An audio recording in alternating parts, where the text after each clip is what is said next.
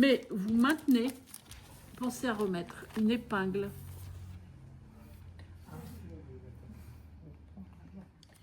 au point de transition avant d'enlever les papiers. Notre point, alors, deux solutions. Ou alors, on va utiliser le point de transition. Là-dessus, ce n'est pas le cas. Aujourd'hui, elle a une technique qui est celle des TRP.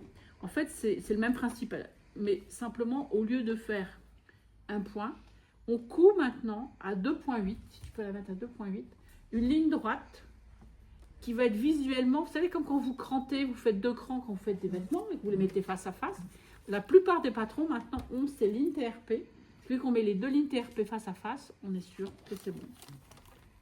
Donc il est là, mon point de transition. Donc je sais qu'il est là. J'ai un peu de... Comme c'est à 2,8, ça reste quand même un point qu'on peut assez facilement enlever. Hein. Laissez la petite queue pour tirer dessus. Voilà. Et vous allez faire la même chose. Il est là, le point de transition. Alors, moi, j'aime mieux aller toujours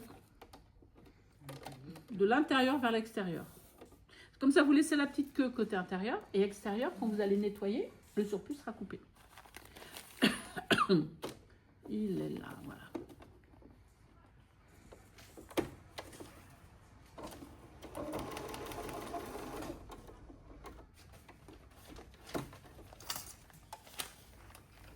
Voilà. Ce qui fait qu'en logique, quand vous allez coudre, c'est ça. Quand vous allez coudre vos deux unités A et B ensemble, vous allez venir, vous voyez, j'ai mon point de transition, ma ligne de transition, ça doit bien se mettre comme ça. D'accord? Parce qu'autrement, à la limite, moi j'aurais peut-être descendu un peu plus. Non. Les deux doivent se retrouver face à face. Donc c'est bien comme ça que je vais les coudre ensemble. D'accord? Mais ça avant, il va falloir qu'elle enlève les papiers parce que là, on ne pourra jamais coudre les deux unités avec les papiers. C'est beaucoup trop tendu pour qu'on y arrive.